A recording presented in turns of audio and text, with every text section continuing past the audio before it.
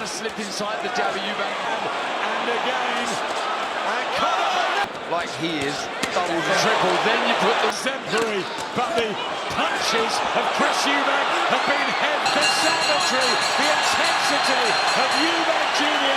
and Conor Benn. Loss is an inevitability, an inseparable part of existence, and the engine of evolution. Without limitation, or the lessons born from failure, growth will stagnate and potential will decay. Yet progress is never guaranteed. It depends on the individual's will to endure, the wisdom to discern the past errors, and the courage to transform through them. After the first blood feud, Eubank emerged the victor, though only after a grueling contest that tested both fighters to the limits. The closeness of the battle demanded an immediate rematch, one charged with anticipation. The question lingered: how deeply would the scars of the first encounter weigh upon Eubank Jr., and how much would Conor Benn have evolved since the last meeting? Conor Benn enters the explosive boxer puncher archetype with a more compact, technically disciplined style. His development has been marked by improved timing, defensive awareness, and ring IQ. His rhythm is dynamic. He blends bursts of aggression with moments of calculated patience, making him unpredictable. Unlike Eubank Jr., who thrives on accumulation and tempo, Benn's success often comes from precision and explosiveness, ending exchanges with authority rather than volume.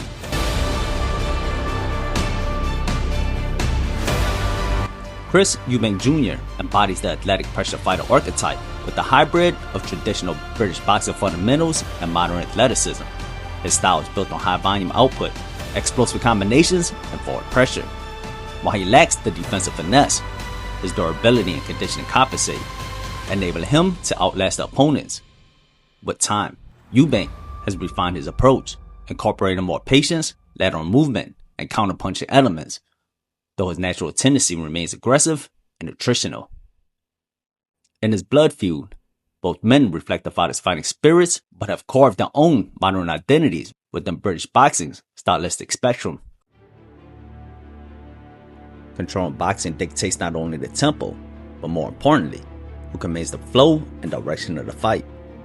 The aggressor is often the one willing to take greater risks, forcing the defensive fighter to either hold the ground or counter effectively to regain control of the action. At 36 now, after 246 rounds. Good shot there from Eubank. He kept his balance, didn't he? Didn't fall over the front foot. From the opening bell, it was clear who would assume the role of the aggressor and who would respond as the reactor. However, the key difference in this encounter compared to the first meeting was Benn's newfound discipline in his offensive approach. This adjustment proved crucial, particularly against Eubank, who had adopted the role of the counterpuncher. Eubank's strategy centered on catching Benn as he engaged, capitalizing on overextensions, mistimed entries, or any lapse in balance. A little bit subdued here. I think he's moving a little too much, if I'm honest.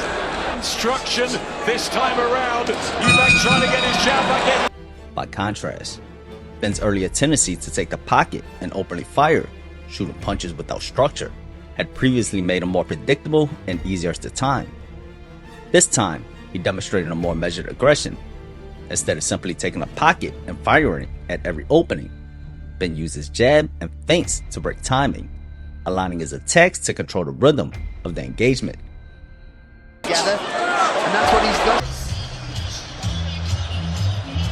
done. Good work there. By breaking Eubank's timing, it would be the first step of dictating when and how exchanges occurred, turning aggression into calculated pressure rather than reckless pursuit. Almost like you feel like in a daze, and you need a slap in the face of some of the shoulders used to get you back in the gear. And numerous. The central battle in this matchup revolved around timing of engagements. Eubank's primary answer to Benn's point of attack was the check hook, a classic counter designed to intercept forward momentum. However, Benn adapted effectively by dropping levels and targeting the body. Let's round again, so Eubank needs to do that lead hand. Body shot again from Benn. As Benn maintained constant pressure to the body, the layers of threat against Eubank deepened, forcing the defender to be more cautious against multiple lines of attack. Eubank Jr. has Flip in between super. 3 shots at most. Sort of jab right to the body for a 1-2. For a counterpuncher, maintaining just enough control over the pace of the fight is vital, suppressing the aggressor's offense to create windows for precise counters. Yet Eubank's inability to hold the pocket allowed Benn to dictate distance and rhythm, standing directly in front of him without resistance. I bet you know there's a problem. There's a right hand as well to follow the jab. But one fighter consistently assumes the role of the initiator, and the other the reactor, the advantage naturally sways towards the initiator. In this case, Benn's explosiveness compounded Eubank's difficulties. With the active jab, sustained body attacks, and his tactical use of feints, Benn shattered Eubank's sense of timing. Eubank struggled to identify a reliable pattern to counter, and the cracks began to show when he started biting too heavily on Benn's feints. The overreaction revealed that Eubank had lost his rhythm entirely, as time had compromised, leaving him at the mercy of Benn's attack. I mean, what a fantastic start, or first half of this contest, from using the right temperament. No battle comes without casualties, and there were moments where Eubank found his mark as Benn came forward. Yet given the circumstances, he would have needed to match Benn punch for punch, something that never materialized. Benn's disciplined approach, outturned between bursts of aggression and close range and swift exits after letting off his shots, allowed him to reset. By striking, then disengaging, he neutralized Eubank's ability to counter between combinations, fundamentally altering the fight's trajectory. Right now, Junior has got Montachini in Germany did nothing. Yeah. Throughout his career, I don't think. He's only in past, but tonight it's been superb. Benn also demonstrated that holding ground with defensive composure can exert as much pressure as relentless forward action. The difference lies in its nature. One is physical, the other psychological. The mere presence of a predator within striking distance unsettles the mind. It creates a tension born from awareness that danger is imminent. Eubank faced that very pressure, the sense of impending threat without the means to establish a true deterrent, and it gradually eroded his stability as the fight wore on. Contest. He do that by trying to be the boss, be the aggressor. He did a couple of good 1-2s, didn't he? But he's not built from that. And you see sometimes. Again, bad points. I mean, as Barry said, Totally different. he might still. There's really, except for having a good chin here from Eubank, there's very little resistance. In the dominant performance, there was never a moment where Benn appeared anything less than fully in control. He imposed a game plan with authority and met little resistance, leaving Eubank looking completely flustered in the ring. According to Kapubox, Benn landed more than twice as many total punches as Eubank, connecting with an astounding 49% of his power shots, while limiting Eubank to just an 18.6% overall successful rate. Though his victory was nearly flawless, capped by 2 knockdowns in the closing rounds, it cannot be accessed without acknowledging the realities of the sport. Boxing is unforgiving. A fighter can age overnight.